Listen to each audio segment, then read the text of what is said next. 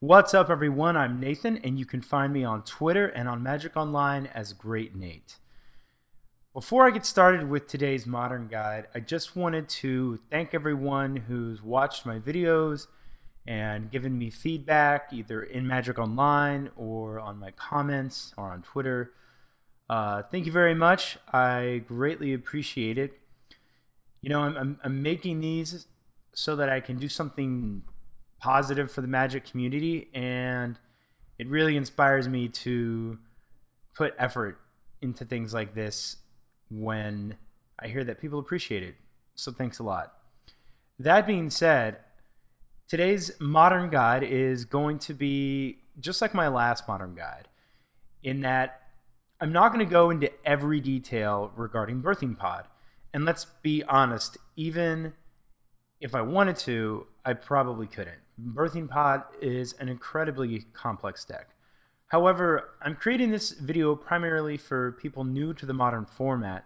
So if you don't really know what Birthing Pod is, or you don't have an idea at all, then I hope you're able to walk away with this video with a better understanding.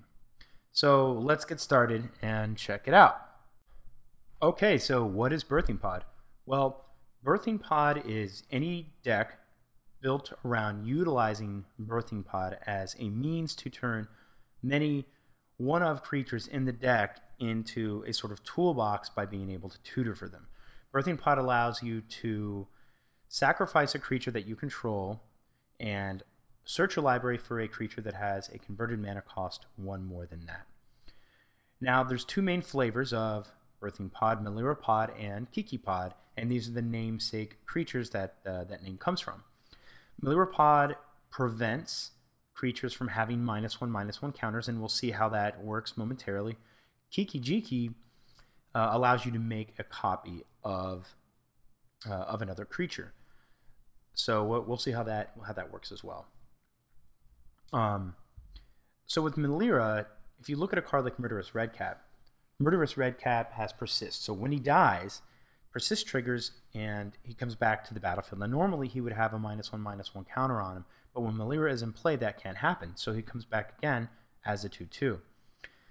Therefore, you can, if you have a way to continuously kill Murderous Redcap, you can do that an infinite number of times and take advantage of his Enter the Battlefield ability, which is dealing 2 damage to target creature or player and deal infinite damage. Now with Keiki, you can make a copy of a card like Restoration Angel. Restoration Angel bounces or exiles temporarily and returns a creature to the battlefield. So in this case, Keiki makes a copy of Restoration Angel. The copy enters the battlefield, bounces Keiki, so Keiki comes back in untapped and has haste, so he can immediately repeat his ability, and you just do that an infinite number of times and make an infinite number of Restoration Angels. Now each deck employs more than one creature that they can combo with. Melora Pod also runs a card like Kitchen Finks, which instead of dealing infinite damage allows them to gain infinite life. Keiki also runs Deceiver Exarch, probably not as ideal as Restoration Angel because Restoration Angel does fly, although Deceiver Exarch is a little bit cheaper and still can tap or untap a target permanent that the opponent controls. So while it doesn't have flying, it's likely to still get through. And another option for Keiki that I'm not highlighting here is Zealous Conscripts, which basically allows you to take control of a target permanent, including one that you control, and untap it, and it gains haste. So it basically just untaps Keiki and allows it to continue. Now, at this point, I think it's probably fair to make a distinction between the 2 decks. It's generally accepted that Melora Pod is a little bit less combo focused than Keiki, but has a stronger mid-range game, while the Keiki Pod is a little bit more combo focused and isn't quite as good in a long, grindy matchup. Excuse me. Another thing to mention, and probably kind of highlighting that fact, is that the Melora combo is really a 3-card combo. You need Melora in play, a creature with Persist, and then a card like Viscerous Seer to continuously sack that creature. Now, as I said before, These decks also have a mid-range strategy, and one of the ways they do that is by employing Gavany Township. These decks play a lot of creatures, and not all of them, or most of them, don't have a very high power and toughness rating, but Gavany Township allows them to get better value out of those creatures by making them larger. Interestingly enough, it allows them to continue getting more value out of some of their persist creatures by resetting them. So let's say they play a Kitchen Finks, which has the enter the battlefield ability that its controller gains. I think maybe it's 3 life. Well, they can block an opponent's attacking creature, let it die. It'll enter the battlefield again because of persist, and gain them the 3 life. Could be 2, but I'm pretty sure it's 3. And then if they're able to activate Gavany Township, that +1/+1 counter resets the -1/-1 counter. So Kitchen Finks is now free and clear to die and return again with its persist trigger. They also run some just good mid-range creatures like Scavenging Ooze. Scavenging Ooze has the ability to get very big, gain its controller life, and also interact with opposing graveyards where necessary. So that's kind of how these decks, in a very high level, how they operate.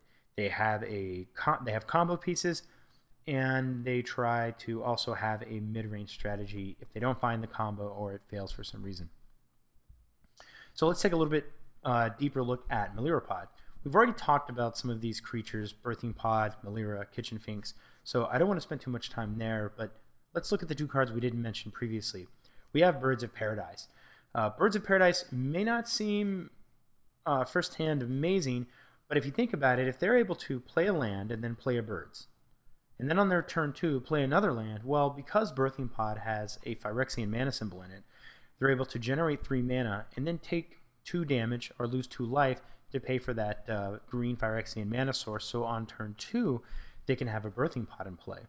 Well, if you don't have an answer to their birds, or you don't have an answer to their Birthing Pod, then on turn 3 they're able to start chaining up the line. Maybe they're able to sacrifice their Birds of Paradise into a Voice of Resurgence, or maybe they just play a Voice of Resurgence at that point, and then they're able to use the extra mana to then sack Voice of Resurgence.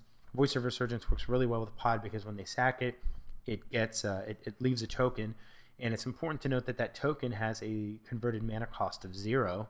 So if they're able to sack that token to Birthing Pod, that 0 turns into a creature that costs 1, which this Reseer, part of the combo, costs 1. So that's probably the main key cards in Melora. They also run a couple of Noble Hierarchs. They don't run as many as Keiki Pod, and I think that's primarily because Keiki Pod is a little bit more interested in ramping and getting to that combo piece. We talked about Viscera Seer, Murderous Redcap. We talked about as another option as well. And something I didn't want to go without mentioning is, while not as common, some Melora lists also run another combo in the form of Archangel of Thune. Archangel of Thune puts a +1/+1 counter on each creature you control whenever you gain life. And if we look at Spike Feeder, when you remove a +1/+1 counter from Spike Feeder, you gain 2 life. So you remove a +1/+1 counter from it, you gain 2 life, and then the Archangel of Thune ability triggers that when you've gained life, you put a +1/+1 counter back on a target creature. So you can just repeat this process. You make both of them very big, you gain infinite life, and if your opponent doesn't have answers, then they have the ability to win that way as well. And we said before, Gavany Township obviously synergizes with all of their creatures to give the deck a good mid-range. These are probably their key cards you should know about, but that's not all of them. They have another set of powerful cards that we're going to look into. So unfortunately for the opponents of somebody piloting Melora, Birthing Pod is not their only means to tutor within their deck. They also run Court of Calling. Court of Calling allows its controller to search a library for a creature card with converted mana cost X or less. And it's important to note that Court of Calling has Convoke. Since Melora runs a lot of creatures and they're likely to have several creatures in play, that allows them, Convoke allows them to tap those creatures as a means of sort of generating mana to pay for Chord of Calling. So it makes Chord less expensive and they're more likely to be able to play it. It's important to note that Chord of Calling is also an instant. So even if they don't have a Birthing Pod in play, you may think maybe things aren't too bad, but end of turn they can Chord for a powerful creature or a combo piece and suddenly win the game. They run Abrupt Decay. It's a great removal spell in the modern format.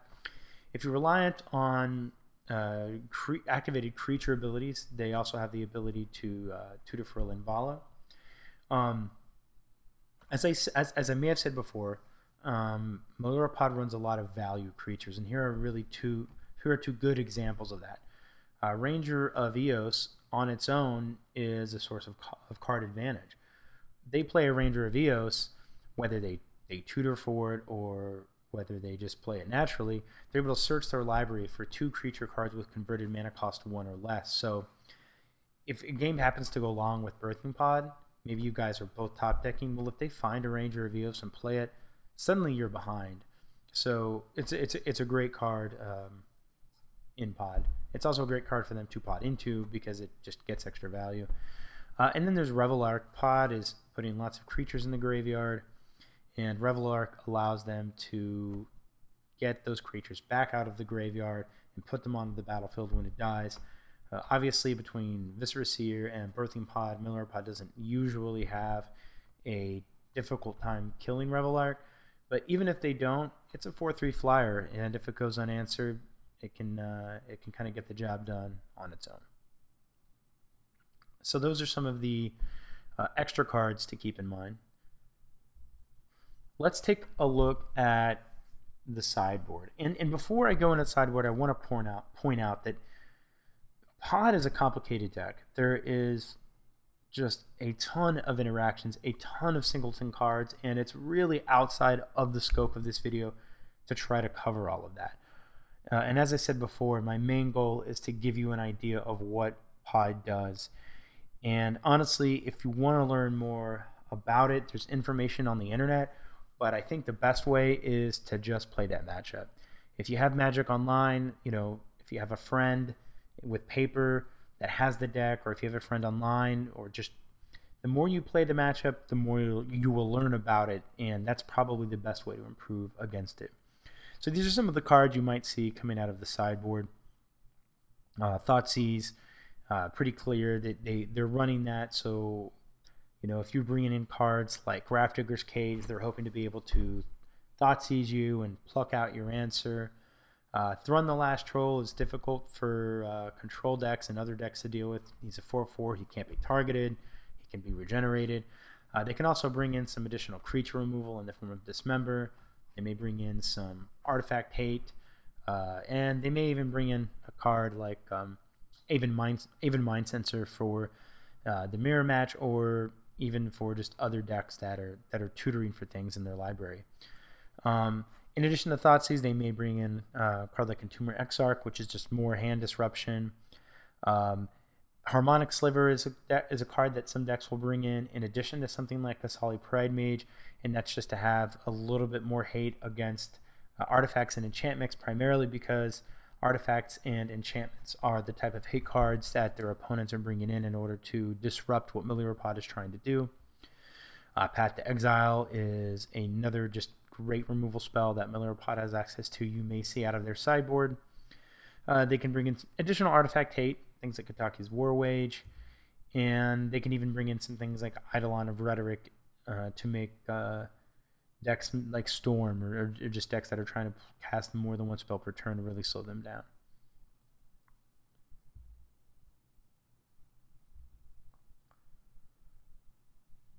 So that's kind of the high-level summary of Melora Pod. And again, it's so much more complicated than this. I feel like in so many ways I'm not really doing the deck justice, but I do think that I can only kind of briefly cover it at a high level. Otherwise, this would be a much more in-depth and long video. So this is coming up as a new section that I'm adding to the modern guides. You guys let me know what you think about it. But it's how to tell if you're facing Melora Pod. Well, Usually the telltale signs are these cards. If you're playing an opponent and they go Razor Verge Thicket, Birds of Paradise, you may be facing Green-White Hate Bears, but it's probably pretty likely you're facing Melora, almost assuredly. It may be a little less clear if they play a Noble Hierarch, but if you see Razor Verge Thicket Birds, you probably can just assume that it's Birthing Pod, Melora Pod. If you see a Voice of Resurgence, it's another almost a for sure tell that they're on Birthing Pod. And if you see Kitchen Finks in combination with these cards, you have to be playing Birthing Pod. You probably just haven't seen one yet. So I hope that helps you guys out with the Melora Pod matchup and just understanding it a little bit better. Let's talk a bit about Keiki Pod. So obviously Keiki Pod is going to have a lot of the same cards as Melora Pod. And I'm not going to cover Birthing Pod or Birds or Voice. We just talked a bit about those. And in fact, earlier we even touched a little bit on Keiki, Jiki, Mirror Breaker, and Restoration Angel, and we know that that's their combo piece. One of the cards that I mentioned but didn't show was Zealous Conscript, so here you can see exactly what it does. When it enters the battlefield, you gain control of target permanent. It doesn't say that you can't gain control of a permanent that you already control, but the main thing is you untap that permanent. So they're able to untap Keiki Jiki and just repeat that process an infinite number of times. We have Deceiver Exarch again, Gallaudet Township for the mid-range matchup. So those are their key cards. Most of them are pretty much the same, except for the combo pieces. Keiki Pod also runs Court of Calling, so they have the instant speed tutoring as well. But some things you might see that are a little different. Some lists like to run Phantasmal Image in their list, and that's just to be able to copy problematic permanents. They can also copy some of their own permanents. They also have access to cards like Linvala to shut off creature combo decks. But you might also see them bringing in something like Glen Elendra Archmage. And I think that they're bringing that more in to protect their combo. As I said before, Keiki Pod is a little bit more combo focused than Melora Pod. So Melora Pod isn't, they'd like to get their combo off if they can, but they have such a great mid-range strategy that it's not as necessary. Keiki Pod doesn't have as strong of a mid-range strategy, so it's to their benefit to run cards like sorry, there's an ant crawling on my table here. He's dead. Killed. I killed the ant. Alright, so now that we have vanquished our foe and cleaned up the mess, that was a big ant. Actually, he's right here. You know what? This is off topic. I'm going to show you. This is a big guy.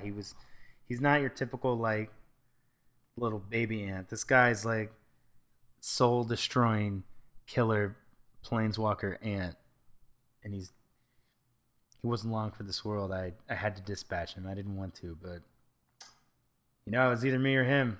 One of us had to go, and in this case it was the ant. Yep. So anyway, Keiki Pod, where were we? Glen Elendra Archmage, protecting combo, cards to keep in mind from Keiki Pod. These are some of them. So let's move on. So we have the Keiki Pod sideboard, and we start off with Negate. Again, we see some additional cards devoted to protecting that combo that Melora Pod doesn't bring in. They also have access to run the Last Troll. They have access to Path the Exile, Creeping Corrosion, more Artifact Hate. They have access to Aven Mind Sensor. They have access to more or less any of the same other cards that Melora Pod has access to. There's a few differences. Cards like Negate. I don't think Keiki Pod brings in Hand Disruption in the form of black cards like Thoughtseize or Entomber Exarch.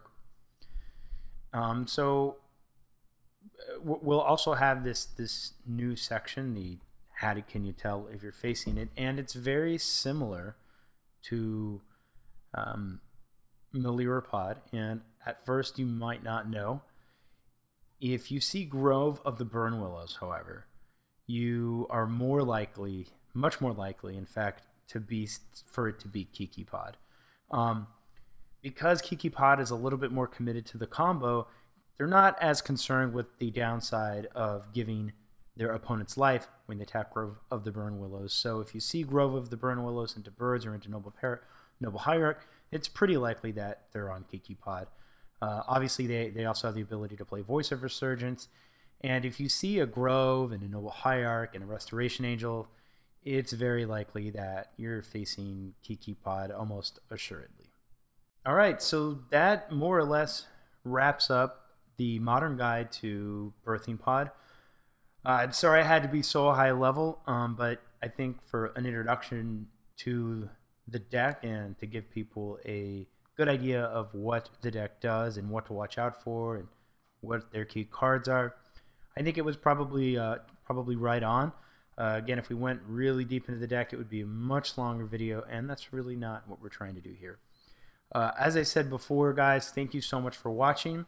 I really appreciate the feedback that some of you have given me. I greatly appreciate it. Find me on Magic Online. Say hi. If you want to play some games, I'm happy to do that. Find me on Twitter. Comment on YouTube. Subscribe. Thanks for watching, guys. I'll see you soon. So right after I got done recording the Birthing Pod video, in addition to the ant incident that you'll know about if you watched it, I felt something crawling on my leg, and I was like, oh, another one of those large fire ant looking things that I need to brush away. Well, it wasn't a fire ant. No, it was way worse. It could only be straight from hell, if there was such a place. It was this. Yeah, it's exactly what it looks like. A centipede with blue legs. I did a little research, and it sounds like the centipedes with blue legs are the most painful ones. So I just want you guys to know that I'm here in my house sacrificing my body to bring you guys Magic the Gathering content. I hope you appreciate it, because I could have died. I'm out of here.